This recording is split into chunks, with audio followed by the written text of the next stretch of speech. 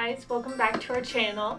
Today I'm going to be talking about 5 of my most top TV shows that I have enjoyed watching over the years. Now it was really hard to whittle it down to just 5 for me to talk about with you guys, but I think I might make this into a series on why I love these TV shows, why are they different from maybe standard shows that are on air or on networks. What makes these ones unique compared to the rest?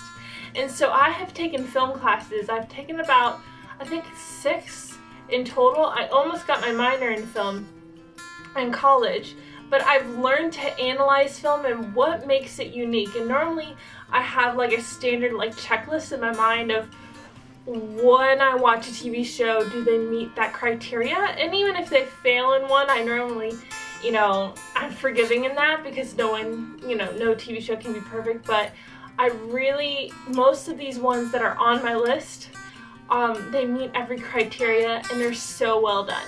So let's start and discuss top 5 shows that I really enjoy watching, and here's why. So this is one show that I don't think gets a lot of attention that it should, and it's called Vikings. And it's on History Channel, but you can also watch it on Amazon or online if you have an account with Amazon, or if you're not sure where to find it. I believe they show the episodes online as well, so go on History Channel and watch it. It is such a great show, and I don't think people see it as often, or it's a very niche market, and over the seasons it has gotten more of a following, but it's still not talked about as much as it should be. And it honestly is one of the best TV shows out there at the moment. So what makes it special, especially to me, is the costumes. And costuming is very important to me. I really love the artistry and detail that people put into costumes. It really makes the film class getting in my head. It really makes the TV show feel like it has its own life, that they didn't go in a store and they bought, that costume. They've actually made it, even by hand they've made it, and made it unique to the characters and to the story and to the universe they're creating within the show. And Vikings does that, especially with hair and with costumes. And it even shows the progression of specific characters throughout the show. So I think that makes it really unique. And what's really different about it is it brings history and legend and sort of fairy tale and folk story mixed together with it. So the show centers on the legend of Ragnar Lothbrok, which is in Viking history and within reports and tales of the Scandinavian countries and even England. So we know this guy existed, but most of the information we do have is more through songs or through stories, and we're not actually sure the accuracy of specific details and specific dates, but we know he existed. So Michael Hurst, who created this show, who writes it and produces, and I even believe directs it, he took that story of Ragnar Lothbrok, added history, and kind of even added his own artistic twist to it. And so it makes it very unique with all those 3 elements working with each other. And I've watched all the seasons, love it so much, but definitely the costumes make it very special. And even the character of Ragnar, you can see his progression through the show and what he wears and his hairstyle, that he's getting older through the show, so it makes it much more realistic. I also think what is very interesting is that in the use of language, and we see this issue sometimes, this continuity issue with shows where we're set in France but all the characters have British accents, and you're like, that's not really real. Or the issue with Rain, for instance, their accents vary from person to person. Sometimes there's British, sometimes there's American, and it kind of takes me out of it because I'm like, that's not real, that's not realistic. And what's great about this show is they add the language to that. So not only do the Vikings have Scandinavian accents, when they go to England they meet people who have English accents, of course, but they're not going to talk with each other because they both have their different languages. Like, how are they going to communicate?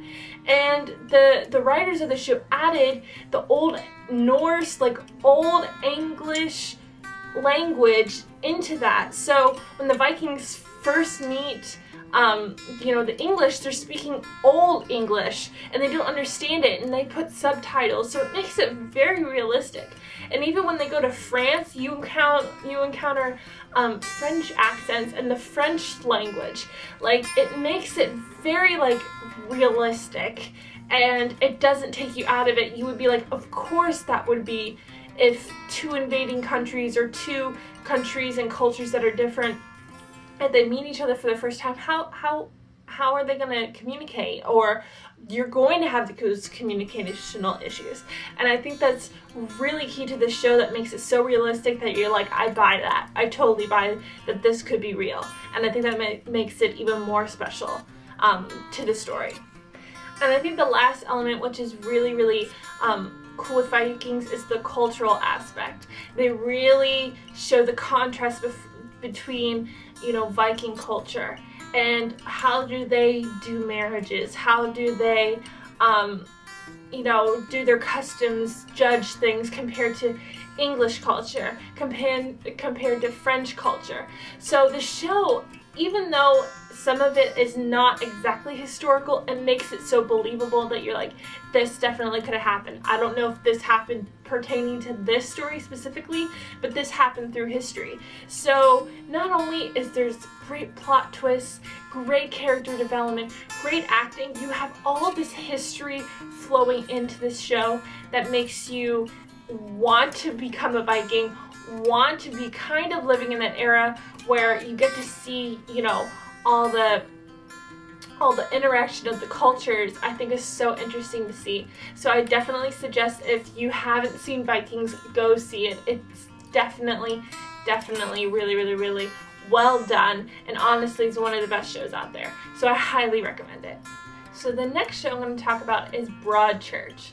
Now, Broadchurch is I would say also not very well known, especially in America, but it's well known in England. I think it's a BBC production. Now, what Broadchurch is about, it's about a murder that happens in the town. That's why it's called Broadchurch. That's the neighborhood where the murder has taken place in. And there's detectives that are trying to figure out who has killed this 11-year-old boy.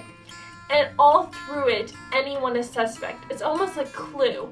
You get to learn different people in the town, the innkeeper, the newspaper journalist. Like, you learn everyone in the town and what are their place in the town and their connection with each other. And honestly, it keeps you on your toes to figure out who killed this boy, what is his connection with these people, who has caused this murder. Like, it honestly, we binge watched it. It's on Netflix, so you can watch it on there. It is fantastic. David Tennant plays the main detective actor in it, and he's phenomenal. And it's different from every NCIS show, any detective show. It's because not only is the cinematography beautiful, there's some beautiful moments where they shoot, and the lighting, and you can see the dust particles through the air. It's just very beautiful. The shots of it are fantastic. In addition, the acting is superb. Like, there were some moments in there that felt so real and so heart-wrenching. There was one girl detective who absolutely emotionally lost it within the story, and her crying and her grief was so realistic. I was like, I felt like I shouldn't watch it because it was so real. When you watch someone cry that deeply, you feel like you're a voyeur, you shouldn't be seeing that. And that's how I felt watching that show at those specific emotional moments. But it just pulled you into the character development. And I think what the writer did very well is, I read an interview where he wrote this show to be 3 seasons. So he wove the plot so perfectly where every character is placed exactly where they're supposed to be in exact moments that keep you on your toes. You're not sure what's next, but is so majorly important to the overall plot of the story. And so I can't wait to see season 3. It hasn't been released in America yet, but definitely the first 2 seasons are phenomenal. So if you like detective stories, if you want something that's really good that you can't predict, you cannot predict the murder in this. I had a hard time, very, very hard time figuring out. I didn't like get the idea of who the murderer was until the very last episode, and that's rare normally in TV shows or even in film. Normally you kind of get the suspicion of, it's that one over there, but no. This one keeps you in suspense, keeps you wondering what's gonna happen next and who is it. It's so great. Please do yourself a favor and watch Broadchurch. The next one is a pretty recent TV show that I've watched, but it's one that I've like started watching again because I enjoyed it so much. It's Big Little Lies, and it's on HBO. And honestly, it is one of those like shows that have a really special place in my heart. And it's not only because the cinematography is beautiful, I just think the musical quality is very interesting in how they use music. Every episode has an exact song that they play in it that represents it. Now, it's not like a song, like a soundtrack song. It's like an actual, song that you can buy on iTunes that has lyrics and stuff. They put music so perfectly in this TV show, and the representing like music along with these characters or situations they're going through is really like fun to enjoy and listen to as you're watching it, because you have beautiful cinematography and then they start playing this song in the background that eventually gets louder that you're like, oh, I need to buy that song on iTunes because it's fantastic, and not only is it relevant to what these characters are feeling and you're feeling along with them, it's just an artistic way of storytelling that I really, really enjoy. So in addition to music, I found that they use sound very as key things throughout this TV show. There is like a lighter click that the girl detective has within the show, and she's in the scene before you even see her because you'll hear that click of the lighter. She's always clicking the lighter, and I haven't completely figured out what that means relating to her character, but you instantly know she's in the scene, or she's thinking about something, or she's figuring out something because you hear that click of the lighter. And I think that's so like key to a character. It's very interesting that they chose that, but I noticed it and I thought, oh, that's interesting storytelling, that's interesting to put that key to that character. So that's why I also like those elements within the TV show as well. I think with Big Little Lies, what's really interesting is that it takes place about a story and a murder in this neighborhood. Kind of sounds familiar to Broadchurch, but it's different. It has different feels to it.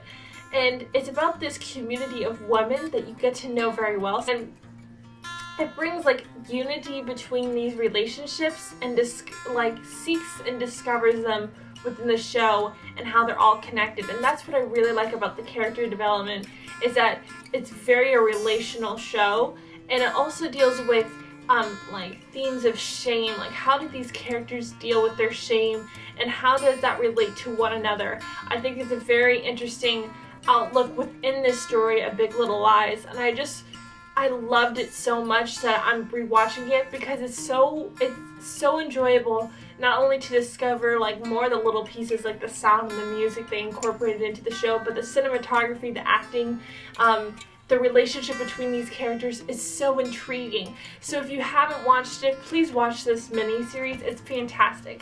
And it's on HBO, Big Little Lies, look it up, it's phenomenal.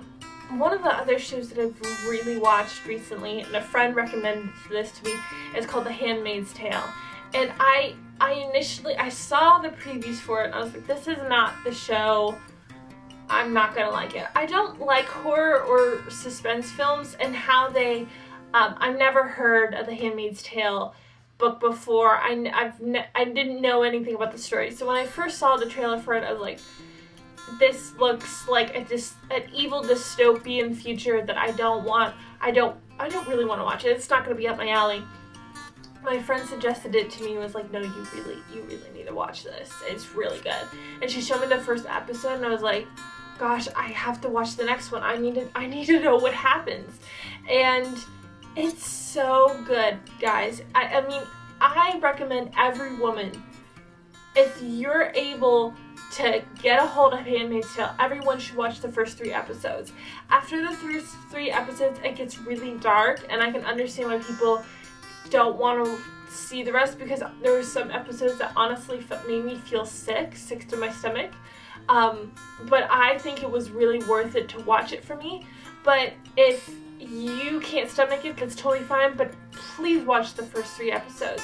It will open your eyes to things and really make you think. And not only is it visually beautiful, again, the cinematography, they use very interesting camera angles where they're either looking up top of an event going on, so you see like an aerial from above, which is a very interesting viewpoint that they chose to show events happening, but also they get really close to the main character's face, very close, and you can learn to be isolated with her, because the story is about a dystopian future where women have lost their rights.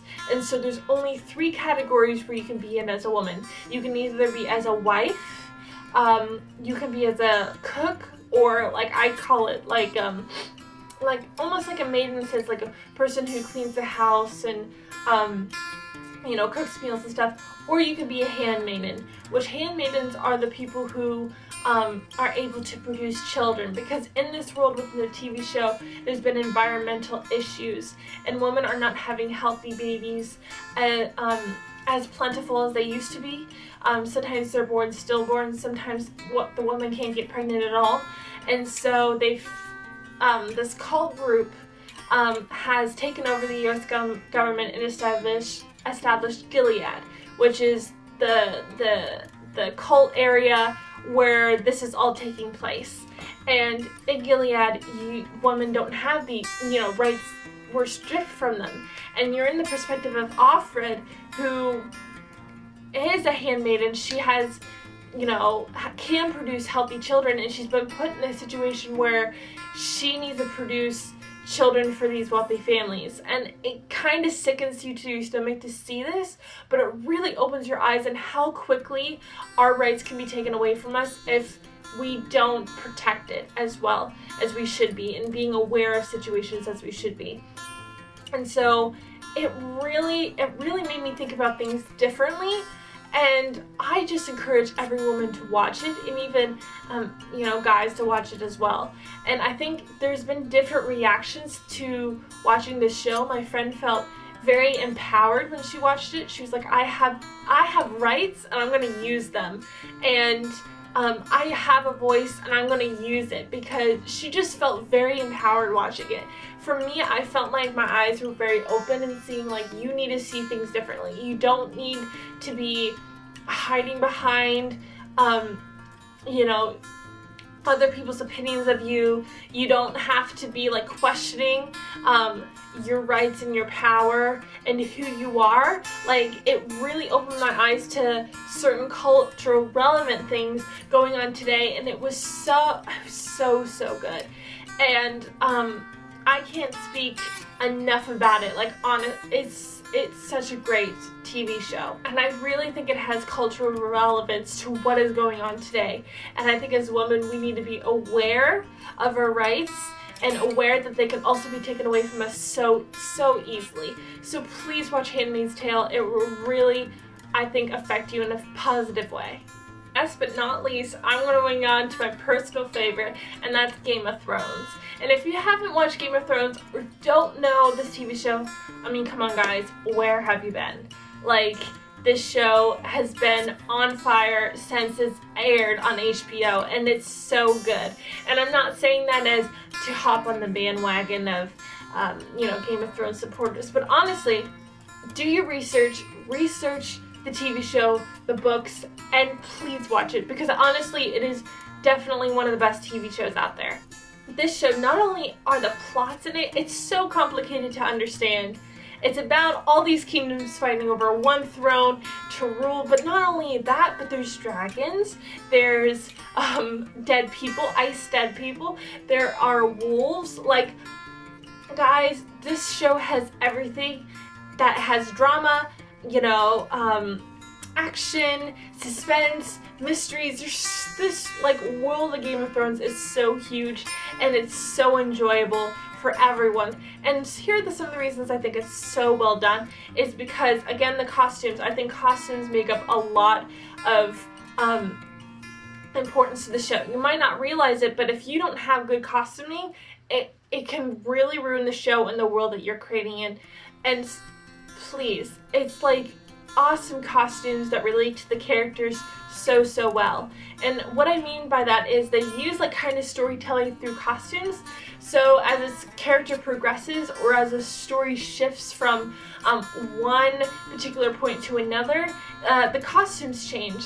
And one of this, like an example that I've noticed, one of the characters, Joffrey, his house symbol is a stag, and his crown that he wears has antlers on his crown. And so as like the story develops, he starts a love interest, proposes marriage to Marjorie Tyrell, and her symbol is a rose. It's a flower.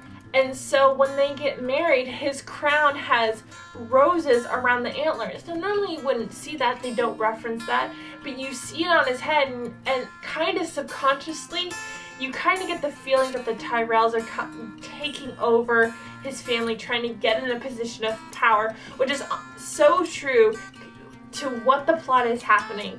And it's so, I just like, I'm in awe of the costuming. Along with the costumes, the acting and the character development within the show is one of the best.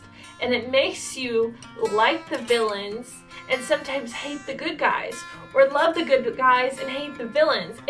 It's like, it's an emotional pot that they continually stirring in different directions that you're like, oh my gosh, like I hate them, no, I hate this person more. Or sometimes it makes it sympathetic to characters that you're like, I would never be sympathetic to them, and then here they are. Like, Game of Thrones keeps you always on your toes, and you should never like a character too much because they're probably gonna die. Like, it keeps you always in major suspense on what's happening next. I have to see the next episode. Ambulance going by. Okay. It always keeps you on your feet, and so every episode is action-packed with a bunch of characters that you want to know what happens to them because you're so afraid that they might die, or what's going to happen next, or why is this character doing this specific thing. Like, it's so well done and orchestrated, and I just love the show so much. The cinematography is really beautiful, especially with Daenerys and the dragons. I think it's gorgeous on how they were able to capture certain moments within the show. So these are my top 5 TV shows that I have enjoyed watching this year, and please go and take a look at them, research them. I don't think people do enough research. I think if you research into a show and look at what is the plots that are going on, what it does the feel of the show look like, I think it really will persuade you in seeing the show. And so definitely please take a look at them. I have enjoyed them. Also, please suggest in the comments what I should watch or take a look at. I love TV shows, I love film, I love analyzing and seeing what these creators have put together, you know, in this specific artistic genres. Take a look at these, comment down below what your suggestions for me to watch are, and I hope to see you soon. Please like and sub to our channel. Me and my sister are trying to put out more videos out there, and I hope you have a wonderful day or evening or wherever you're watching this. See you guys next time. Bye. So let's go on things straight